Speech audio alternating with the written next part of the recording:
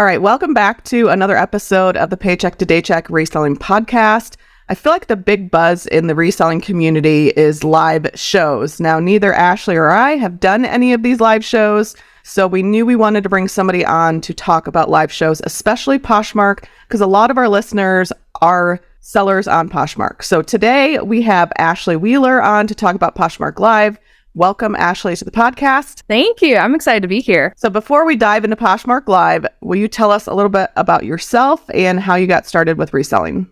Just a really quick blurb if you haven't heard from me. My name is Ashley Wheeler. I go by Ashley Wheeler of 8 on Poshmark, YouTube, eBay, all the places. And I started reselling in 2017, actually with my full-time job cohesively together, was able to go full-time in 2019. And now I sell on eBay and Poshmark, mainly selling women's clothing, but I do still have kids. And still, of course, with that comes accessories and shoes and things like that. Awesome. Can you tell us, so you sell on both Poshmark and eBay. What do you think is, first of all, which one is your favorite? And can you tell us what you feel the biggest advantage of selling on both would be for you? So I feel, each category is going to be so different. So I really will speak on behalf of like women and kids clothing and men's too as well. I really love Poshmark because I feel like it's a really quick, like plug and play style, whereas eBay has so much variety. But I felt like when I needed to go full time, I did need to start cross listing over to eBay to be able to make that income because the customer base is definitely well established on eBay versus on Poshmark. Poshmark has been around now at this point. I want to say it's like 11 or 12 years. So they are developing in comparison to where I was 6.5 years ago. But I really love Poshmark because of that. And I think the creative side of me, I had started my previous job that I was a huge fan of was a marketing job. And so I loved the creative aspect of Poshmark when it first started. Whereas eBay, it's just like, list it and go. List it. It's just a well-oiled machine. It's more of that aspect. And so I was like, I love the creative elements to Poshmark. But even when I'm still teaching on like my YouTube channel and Instagram now, when it comes to clothing, I really tell people go to Poshmark first. It's going to get your feet wet in the reseller realm and kind of get familiar with how to ship things without having to think too much into it. Whereas when you really start to, want to broaden your reach, broaden your customer base, that's when you go over to eBay. Yeah, I 100% agree with that. I think that's how so many resellers start, but especially, newbies that want to get their feet wet. Like you said, Poshmark's a great platform to kind of open that door for them for sure. All right. How many listings do you think you have, or if you know exactly, on Poshmark and eBay at this time? So I'll say where I was about a year ago before live sales. And then now I was at about 3,500 listings on eBay and Poshmark. Actually, in April of last year, I completely closed down my Poshmark store because the algorithm went bonkers. And I was like, I started to look at the few years or the last few months, almost like the same effort I'm putting into eBay is growing, the same effort I'm putting into Poshmark every day, it's declining. So at this point, I have over 1,000 listings on Poshmark because I'm just working them back over. But when live sales came into the picture, it kind of pivoted again, the plan that I was initially going for. So as of this moment right now, I have 2,500 listings on eBay and about 1,000 on Poshmark. Awesome. So can you talk a little bit about your decision to shut your Poshmark down when, the algorithm kind of went wonky like that? I think, a lot of people are experiencing some issues now as well, that the new the beta feature with like promoted listings, that's like just recently rolled out.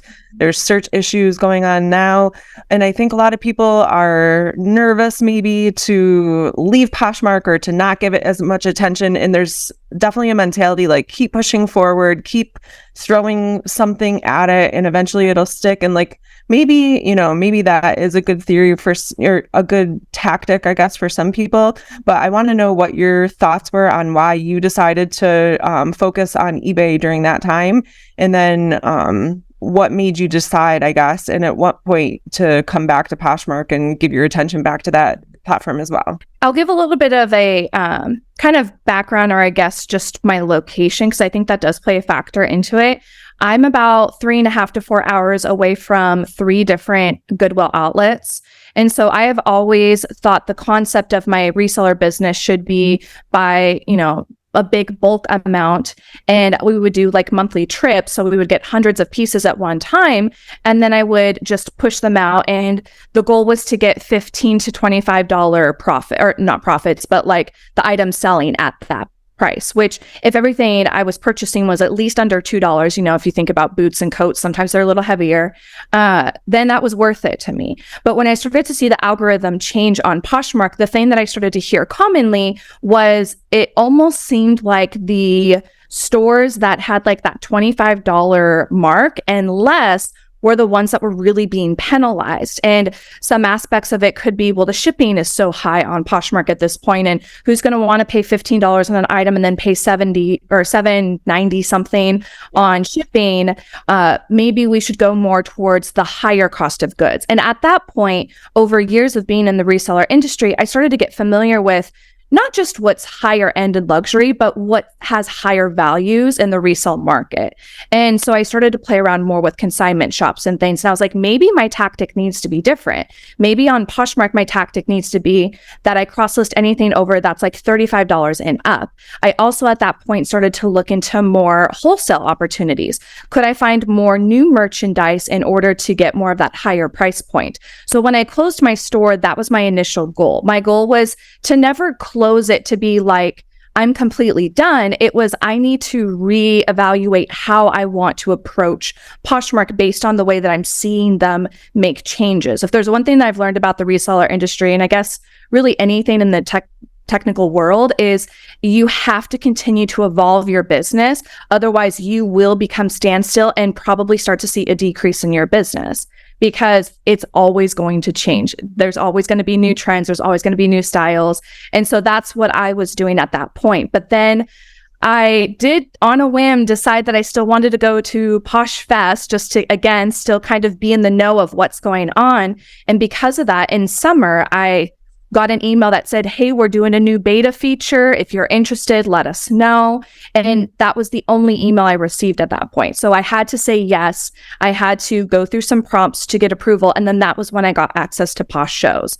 So again, my whole tactic changed and pivoted again, because now there was a new opportunity for us to start things at a lower cost and then have that potentially bid up. But then sometimes things were still selling for like $15-20. So wow, that is fascinating. And I love your answer. I love the fact that it wasn't like you were just walking away from Poshmark because it wasn't working the way that you wanted it to work, but you kind of took a break from it and stepped away to reevaluate and to come up with a strategy on how you could successfully use that platform to your advantage. That is just, it's so smart. And I hope that so many people listen to that and really take that to heart, because I think it could do a lot of good for a lot of other people in the community as well. Like if they, how do I want to say this? You gotta be very careful. Yeah. I think a lot of people could use that same strategy and implement that in their business and really make it work for them, based on what their business is, of course. It doesn't have to be the same thing that I do or you do or Liz does. So, right. Yeah, so smart. Okay, so what advice? You have a lot of listings, and I think a lot of people that are new that are listening or that are wanting to get started, that seems like a daunting number to get to. So what advice would you give someone that's just starting out, trying to build their listing quantity up on either platform? So I know on eBay, they really like to see you consistent every single day. Poshmark, I don't think we've ever myth busted properly on whether we need to list consistently or if you could do 50 in one day and call it good. I think they still want to see you on the platform daily. But let's go back to 2017 when I first was starting. I was working full time. I had at the time 6 kids at home. I was getting up at 4 o'clock in the morning. And if I had shipping that was going out that day, I was grabbing those pieces. I was grabbing the labels. I was grabbing the shipping supplies, not packing them yet because that was my lunch break task. If I had a little bit more time, then I would list. And at that point, it was 5 to 8 because that was as fast as I could be at the time. But then I started to get to about 10 listings consistently a day. And then my photography days, If I wasn't able to fit it in throughout the week, I was able to do that on Saturdays, or my husband and I would take thrifting trips. We'd go to Spokane, we'd go to Portland, we'd go to Boise, just find different places that we could buy in bulk. So that way I wouldn't have to think about that on a monthly basis. So that would just find whatever is going to work in your schedule. I found it fit at 4 o'clock in the morning for me through my lunch break and one day of my day off. Find what's going to work in your schedule. If you have littles, that's going to be probably through nap time. If you're working all hours of the day, maybe trying to do an hour before or after work, just find where it fits. Perfect. Yep, absolutely. Again, like my schedule is going to be different than yours, different than Liz's, different than anyone else's based on what we have going on in our lives. So super important to just do what you can with what you have and where you are. Mm-hmm. All right, let's get into the juicy stuff. There seems to be a little bit of controversy and maybe even some bad information going around on social media regarding live selling on Poshmark. Mm-hmm. And we want to set the record straight and give some sellers some quality and actionable advice regarding live selling. So that being said, you have a couple of really great videos on your YouTube channel that I watched about going live on Poshmark. So we want to know, how long have you been doing live sales for? It kind of sounds like since they came out with the beta feature, and you said that you got access to them by invitation by that initial email. Is that right? Yes, correct. Okay. All right. So remind me, how long ago was that? Was that like last summer? September. So I got the email in the summer, and then I think it was like end of July, beginning of August. And then they had a couple weeks just to try to figure it out. They had a couple weekends that we could schedule. So at the time when Poshmark first started, it was you had to schedule when you wanted to do your show and get that approved by Poshmark. And I think that was just to make sure there wasn't too many videos going on and streaming at one time. And so what are some of the misconceptions or some of the complaints that you're hearing in the community? We can chat on that. Sure. Okay. So the first one, I guess, would be that live sales are killing all other Poshmark sales. Do you want to talk about that? This is actually something that I've started to study in my own store. Obviously, like I said, I completely closed down my store. And then when Poshmark told me about a beta, I started to trickle my listings over a little bit more frequently than what I was doing at the time. And I have seen sales dip, but I also was seeing sales dip a year ago. And so I can't say if it's just Posh shows that are the detriment to that, because I still feel like Poshmark is trying to figure out what they're going to do with the algorithm. And to your point that you mentioned earlier, they're now bringing out promoted listings, which they never said they said they would never do. So it is, I feel like, an identity crisis when it comes to their search engine right now. And also, since the business was recently bought out, I think that they have two different corporations trying to come together. Obviously, there was expertise that this new business has that they're bringing to the table. And so, again, it's kind of one of those ride those wave moments and kind of figure out what to do from there. I would still continue to list consistently, share your closet and send out offers, or do like bundles and send offers there.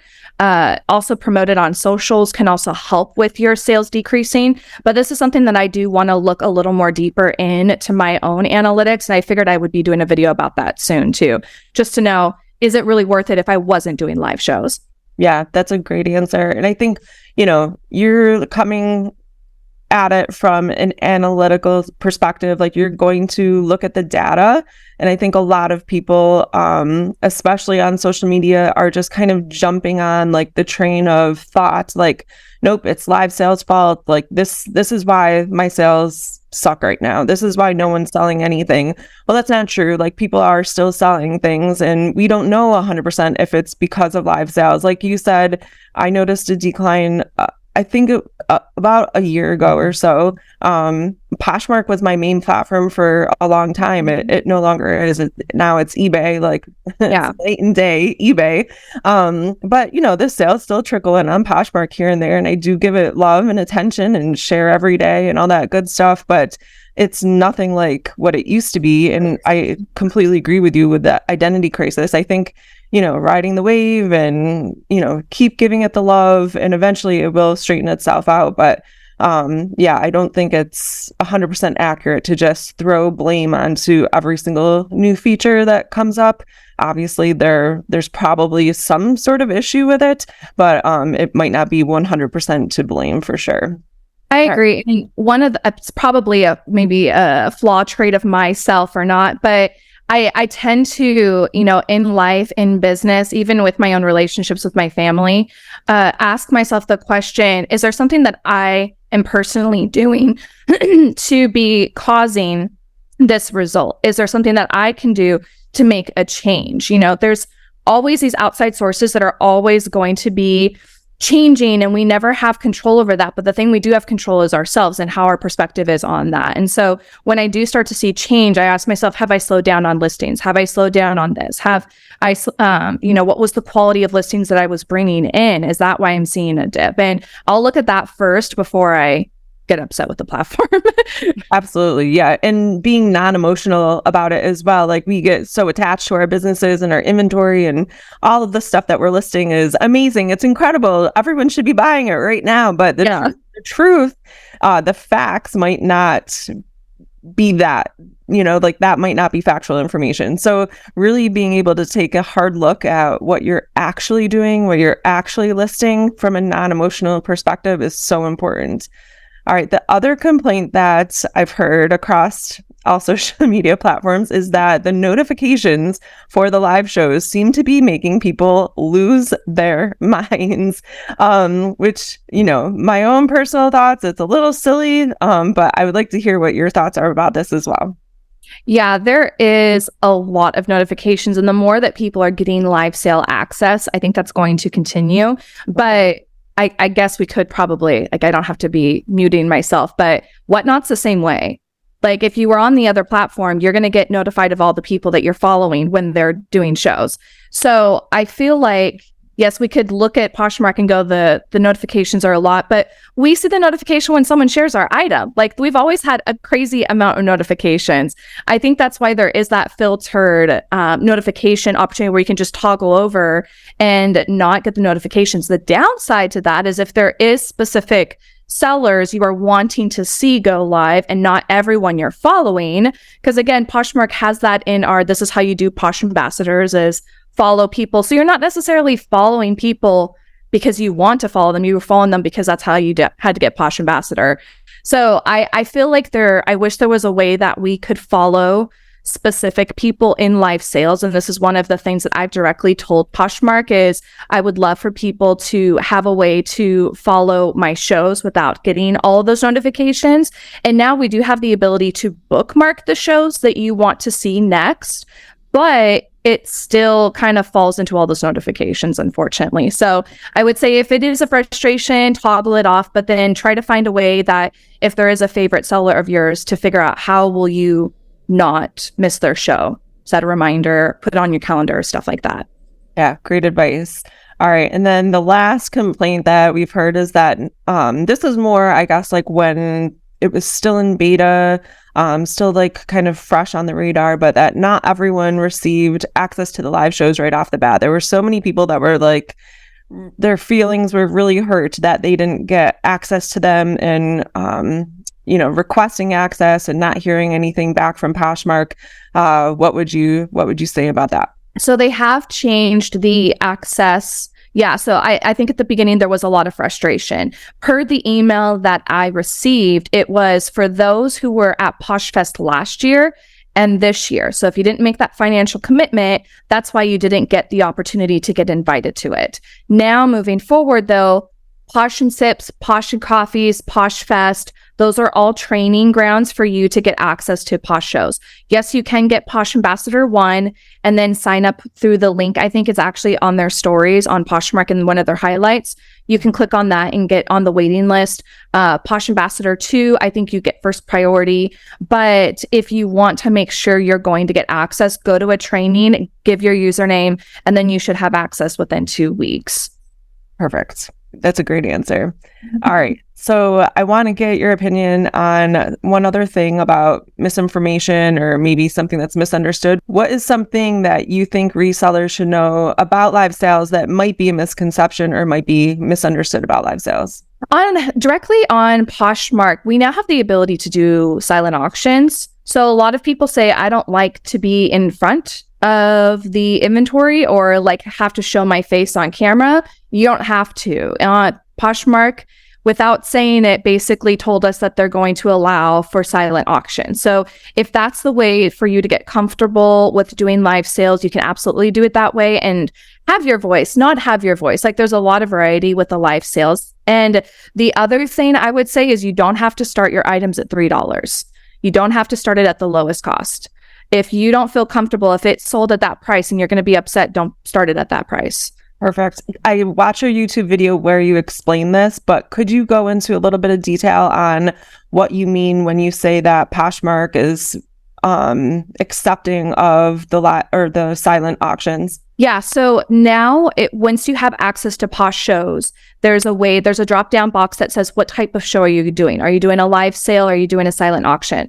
So if you want, you can do a silent auction. What I like about that feature now is if you load your show with the items in your store. If you click on an item and basically start the bid, the pictures show up as a slideshow on the screen. So previously, when people were just kind of Mickey Mousing silent auctions by putting like a sticky note over their screen and kind of talking or playing music in the background, when the listing was going, you couldn't really see the item. And so it was really hard to be like, do I want this item? Is there a flaw in this item? Like, what's the description about this item? But now in the silent shows, it will just go across the screen, and then you can ask questions to the seller because they're live at that point and decide if you want to purchase the item or not. Perfect. So now it's like a slideshow kind of the item. So you're able to see all the features of it. And also Poshmark is giving you the option to choose between live sale or silent sale, basically. So they've incorporated that as an option when you go to set up your show. Is that right? Yes, because one of the other frustrations I heard for a while was people were doing the swipe. So now when you're in a live show, you can like swipe up and then it brings you into a new show. Well, that would happen for people and then it'd bring them into a silent show. And people are like, I don't want a silent show. Like I want to be in a show where someone is actually live. And so that was another differentiation between live shows and silent auctions is now there's a category for if you just solely want to see live shows, or if you want to find all the silent auctions, you can go directly to those ones.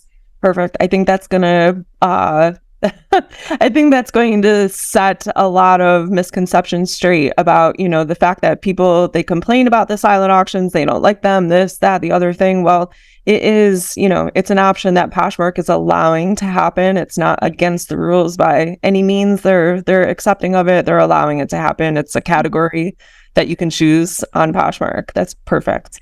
Mm-hmm. All right. What is the biggest mistake that you've made personally doing live shows? Well, I've had glitches before. My whole tray kind of like vanished, but I'll use that as a tip because I've had people tell me before, like there was a glitch and suddenly like my tray, by tray, we mean like the items you loaded into the live show. Everything was gone and I had to end the show because I didn't have anything. In actuality, you can go back into your closet and reshare all those listings back to your show. You have to tell your audience to hang on for a second, but you don't have to close the show because now everything's disappeared. You just need to go back into your closet. And same way as you would like share something to a party or share something to your feed, when you click share, it'll show the title of the live show that you've scheduled and you can just share everything into there. So that's a great tip. Yeah, I would say that. And I guess my next thing is like, not pronouncing things correctly, or I sometimes talk way too fast and I'm like, okay, hold on, let's try that again. So I laugh it off and I think everyone loves that because it shows that I'm human and I'm not like frustrated with myself because I made a mistake. Like I am fully aware that I have a hard time pronouncing things. Like it's but I'm a reseller still. Yeah. It's so hard sometimes because for the most part, we're behind these screens and we're not, talking, having conversations often. So hearing the pronunciation of brands, it's like, wait, that's how you say that? Right. Like, right. Holy crap, I had no idea. Yeah. So props to everyone who says the name of a brand first that like everyone's kind of questioning, I guess. Well, All and right. everyone wants to be right. And so the minute you say something wrong, they're like, that's not how you say it. And so then you can engage with your audience and go, okay, how do you pronounce that? Trust me, those conversations have happened in my shows. And they like do the enunciations like with the dash in between. I'm like, oh, okay, I get it now. That's great. That's amazing. What is something that you think has contributed to your success doing live sales so far? Staying consistent and really getting to know my customers, even through Christmas. So we did like a 12 days of Christmas where we went live every single day. And by we, I mean my husband and I. He was a big proponent to that. And he is the dad pun of all puns. Like he loves to do jokes. And sometimes I have to smack him or say, Jeffrey. And everyone loves that when I say that. They're like, oh, your full name got out there. But that's like the aspect of just being real and engaging with your audience. One time my husband went onto the screen and someone was like, what's the pit to pit? And I was like, hun, someone's asking what's the pit to pit. He's like, okay, the avocado to avocado. And I was like, oh my gosh.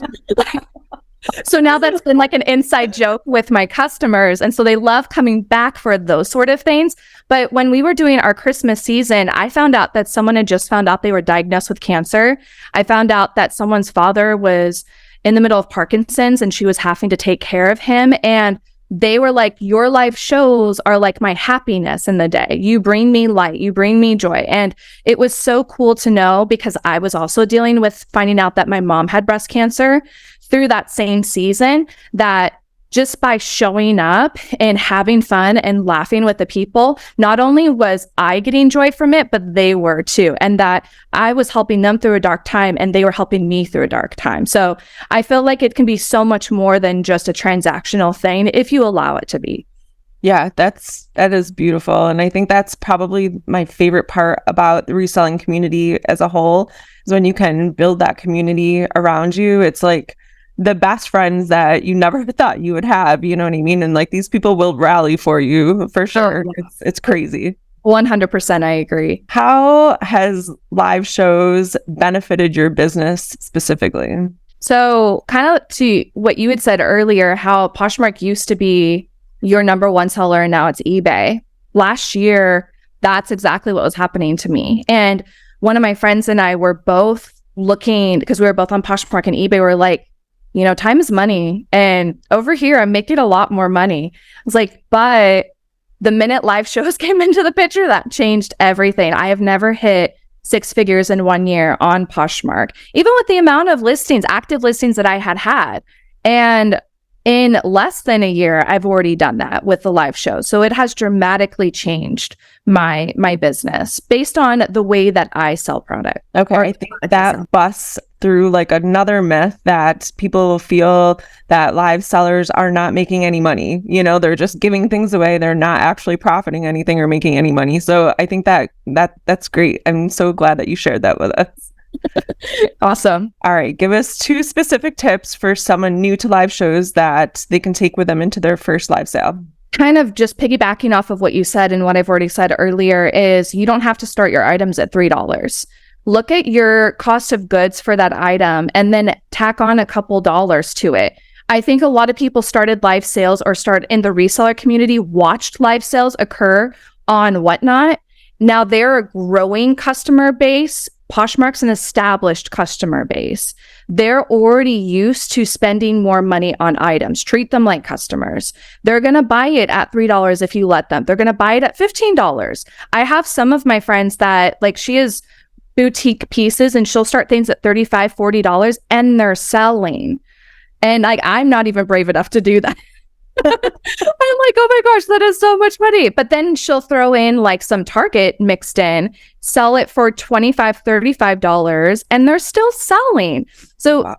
You just have to get comfortable with asking for the price that you're comfortable with. That's how you make money on live sales. And there's a customer base there on Poshmark that will absolutely do that. I kind of feel like, I mean, you will probably get a variety of customers with those lower tiered shows, but I feel like I see a lot of the resellers in my $8 shows, or I think that's about the lowest I'll ever go because that's as comfortable as I am with doing starts. But I've seen people do $3 shows and $5. And yes, those shows will bid up, but you've got to sacrifice a lot of inventory to start to get profit over there. And that's just a business choice for them. So again, you can look at everyone else and what they're doing and assess from afar if they're making money or if they're not. You just have to see what is in your own hands, what you know your cost of goods better than anyone else, and start your things accordingly to that. Perfect answer. All right. I wanted to ask you this before, but we're going to circle back really quick to the silent auctions. Have you done one to kind of test the waters? And if it seems like you have some information about them, what do you think the pros and cons are to running that style of a show versus like a live show where you're in front of the camera talking the whole time? I haven't ever done a silent auction because I think my customer base would be like, Ashley, what are you doing? Get on there. They're used to you, like your personality and you being there, right? Yeah. Yeah. But one of my friends, she's actually another YouTuber and is in Canada. She did a silent auction. She's done a few now. And she was just trying to clear out some old inventory in her closet. Still really great inventory, but she just wanted to move her product. And she said she had a pretty good sale with it. I think it's just, again, all about how you market it. I will say that Poshmark has stated that silent shows don't make nearly as much as live shows. I think there's an element of people getting to see the face behind the brand or behind the store that people really buy into, and that's why they will still buy things in live shows. But yeah, the silent auctions I feel like are really good. Again, kind of like what we talked about Poshmark versus eBay. It's a great entry into live shows just to get yourself comfortable and go, okay, I've done a show now. Am I going to get brave enough to do a live show? But I have seen people be very successful with silent auctions. You just have to stay consistent. I think no one should make a decision after their first live show. I think you've got to create a customer base and at least do a couple more shows before you're like, this is for me or no, this isn't. Yeah, I completely agree. That's great information. All right. So how do you personally decide on like what format you're going to run your show in? Like, is it going to be, I guess what I mean by that is like, how do you decide what you're going to sell during this specific show? How often do you run a live sale? And how do you decide what to start your prices at? So I've done all styles of shows at this point, and I've ran 4 shows a week. I've ran a show every day, through Christmas season. I realized that I didn't like the quantity, not quality. Like in our 12 days of Christmas, I only could get, it was like, wake up, load the show, do the show, pack the show, wake up, you load the show, do the show, pack the show. Like I didn't have a lot of downtime. And so I found myself, instead of doing like a 50 item show one day, I might do 20 items the following day just to be like, I've got the 12 days of Christmas, done. Yep. But I like more of the quality versus the quantity. So, and it also, I sacrificed a lot through that season. I think that could have been an element too with dealing with everything with my family and what was going on. I kind of threw myself into work, but I found myself going, I could do 2 shows a week and probably make the same amount as going live every single day and have a little bit of sanity and some time to work out again and have dinner with my family. So I've decided to do that, but I think you do have to put in some work for a while to get an established customer base before you can start like stepping back a little bit more. And then as far as the type of show I used to do fully loaded show. And by that, I mean like brand new inventory. It's never seen the face in my closet before. So I'm doing the quick list. My husband's going back in, editing those listings, putting photos to every single item. Because in my mind, I'm going, the customer has a lot of opportunities to watch a lot of shows right now. They're going to pop into my show. And if there's not a lot of details about these items, they're going to pop out of the show because they just want to see if there's something that they like and they might not stick around. And maybe that was a good technique when I first started to gain customers. But now I'm like, I only have so much time prior to load my show. So now I'll do like a number and I'll say the brand and I'll add the size. But because now I've learned that people like the art of surprise, like the mystery boxes, the unboxings on YouTube. Like I should have known better because I've seen it in so many other areas, but people love like, what are you going to show us next? What's the newest thing? And I'll have the rack behind me. So they're like, I see something blue over there. Like, what's that? So I think there's a little bit of mystery that people enjoy. So now my shows are mainly that because I can type really fast all the brand new inventory into my tray and I will run a show anywhere from 50 items to close to 100 items. That way it's like, I've done my show for the week. I'm good to go, basically.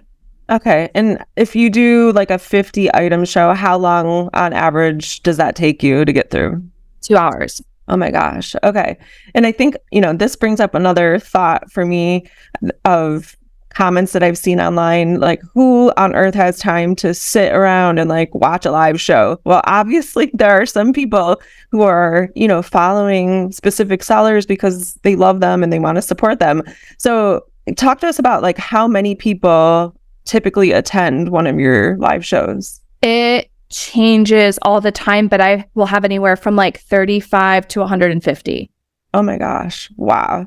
And again, these are customers. Right. You see those numbers on other platforms and it could still be crickets because you've got a bunch of people that just want to see what you're doing to analyze for them to do their own shows. These are actual customers that are buying. You could have 19 people in your show and still be extremely successful. Yeah, that is very I don't true. feel like the numbers really apply on Poshmark. Yeah, absolutely. Okay. And I'm sure it kind of took a little while to build up to that customer base.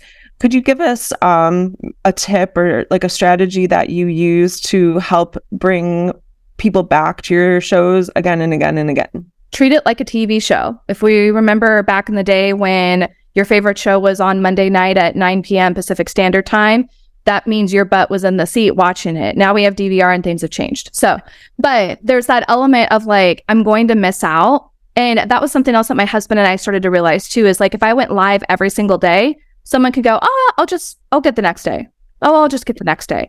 Well, now I'm only live 1 to 2 days a week. They're like, if I want to see Ashley and Jeff, like I got to be there. So I show up same time every single week, unless a kid is sick, which has been happening the last couple of weeks.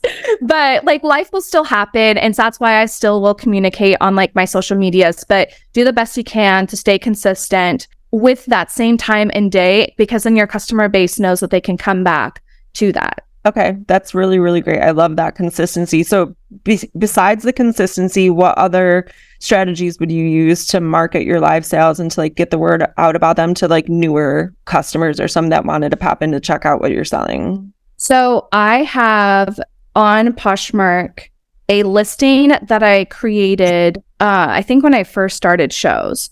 So this is like my listing and it says right there, I go live every single week, Wednesday, 5:15 Pacific Standard. This listing people can like. So you can see it has 577 likes on it. That I have shared to every show that I do. So when I am live, I'll pin that as my very first listing. And that's another way to trigger to people like you're live, because it'll say, hey, something you've liked just went live in a live show, which is a different notification than so-and-so is live right now. So this is a technique that can kind of divert around that one notification. And then the other thing that I'll do is if someone goes, oh my gosh, first purchase from you, love your show, that's a trigger for me to promote this listing. And I'll tell people, if you don't ever want to miss one of my shows, I'll repin this listing while I'm live. And I'm like, make sure you like this post.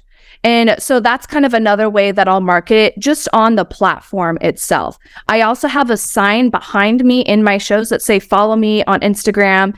And I think Instagram and Facebook at Ashley Wheeler of 8. So that way people also know they can get more details or sneak peeks of the inventory that I'm going to bring on those platforms. That is so smart. And I think you really, the difference between the people who are going to have a lot of success and the people that might not have as much success is utilizing the tools that these platforms give to you and figuring out something like that you can create a post and then pin it inside the show. And it gives a separate notification that's different. That is utilizing the tools that you have in front of you. Like it might not be perfect. It might not be exactly what we want from Poshmark at the time, but like that's what we have, and you're using it to your advantage to like get these people into your show and to remind them. It's mind-blowing to me, like the different mindsets that people have. I feel like a lot of people would do a couple shows and just like give up, and because they're not having the success that they want to have, but they're not doing these things. They're not implementing these strategies. They're not trying to figure it out for themselves, Right. So this is This is so impressive. I am so happy that we're chatting with you about this. I can give you 2 other marketing things on Poshmark if you're interested. Sure, yeah. So with that listing that has 577, you can go down a little further where it shows the number and click on that. Now you can see everyone who has liked that post. So if you wanted to, if you didn't have 577, because that takes a while, this is why I have so many comments on this listing. When I would get ready to go live, I would tag the people underneath this. So again, as another notification popping up, a few minutes before my show, I would say, hey, going live in 20, here's the brands that I'm going to have in today's show. And I would tag the people. I'd also pay attention to who's been purchasing items in my live sales. You can go to the sales section of your Poshmark store and see who's been buying. That's another way that you can, directly send to people that have purchased from you before. So either one of those is a different notification than the we've gone live notification that Poshmark automatically does.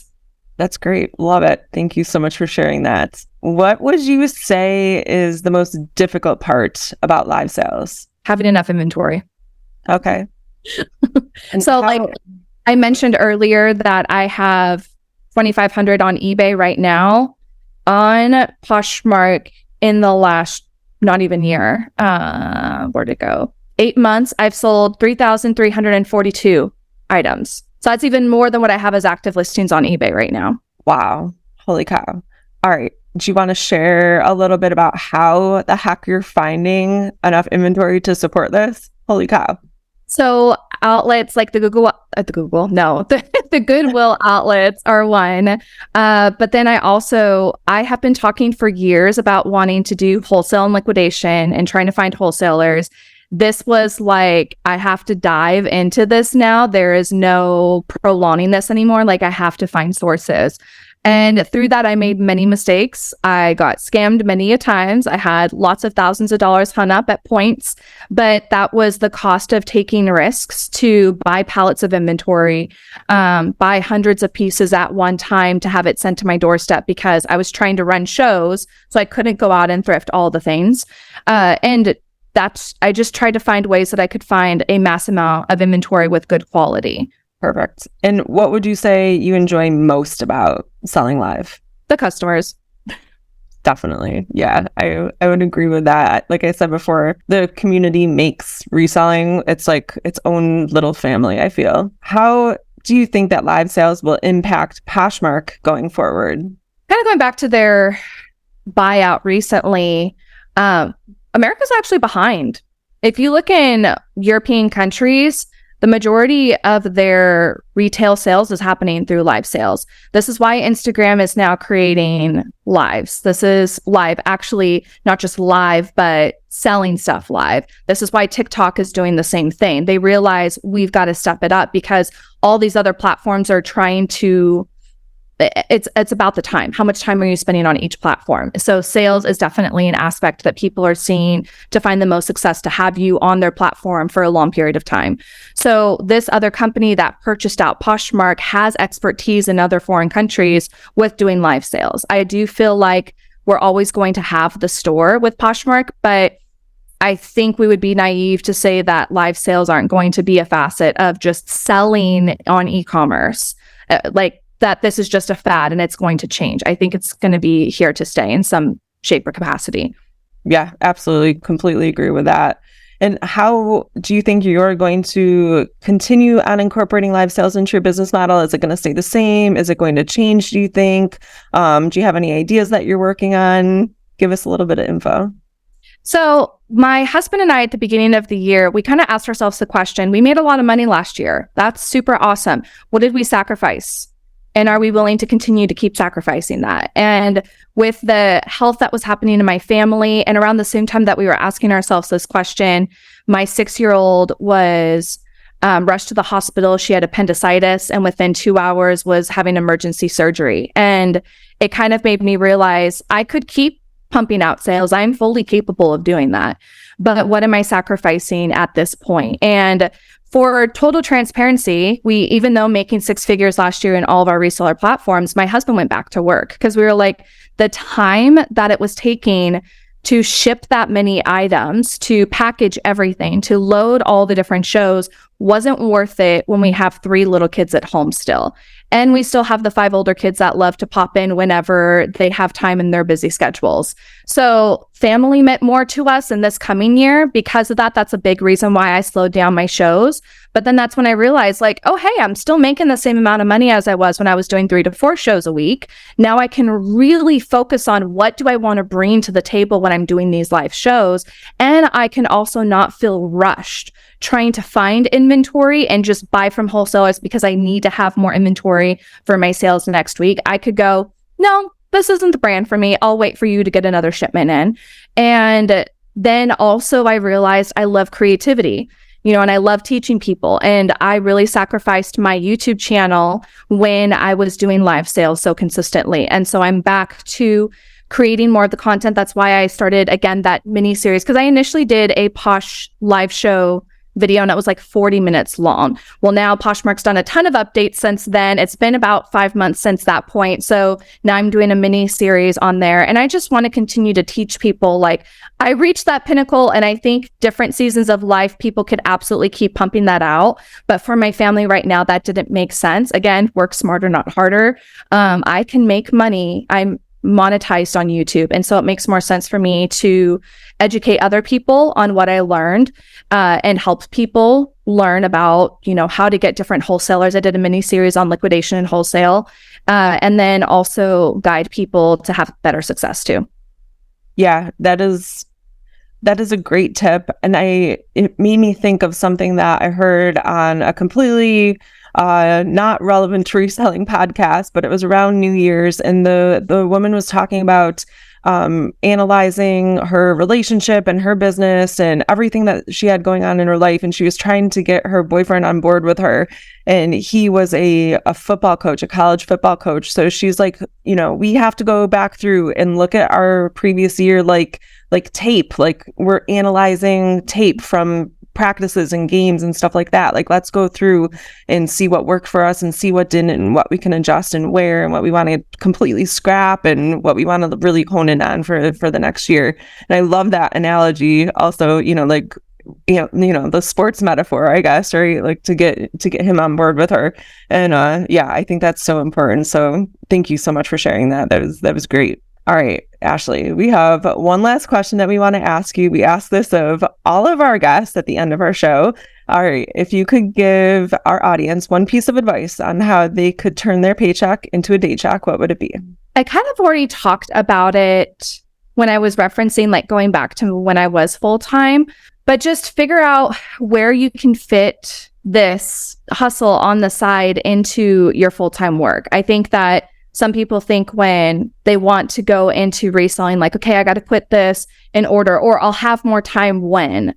Well, figure out where you have the time now and work with it. I was doing that for a year. And again, juggling 6 kids at home, juggling full-time work, all the activities. I still managed to match my paycheck with my reseller business to my daytime job, and then was able to step away. But it took getting up at 4:00 in the morning. It took not wanting to take a nap during my lunch and listing there or packing my orders there. It took taking some of the days that I had off and making that the time that I was either educating myself or taking action and purchasing new inventory, and also be willing to take risks. I feel like being an entrepreneur coincides with taking risks, and you will have failures, but that's a part of it. It's not a step back. It's actually a step forward, because that's a part of the process. Absolutely love that answer. Thank you so much. Again, we loved having you on our show. This was so informative, and I really hope that it's going to help other people who maybe have like a negative view about live sales, or who've been a little bit curious about taking the first step into live sales.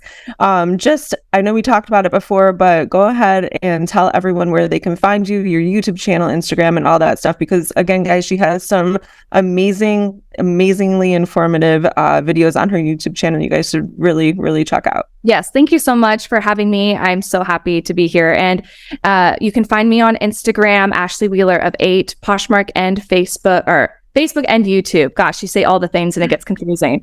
But Ashley Wheeler of 8 on all the different handles. And if you ever have questions, reach out to me on Instagram. You will probably get a voice memo with me responding because that's quicker. But I love answering your guys' questions. No question is a dumb question. And I love helping out.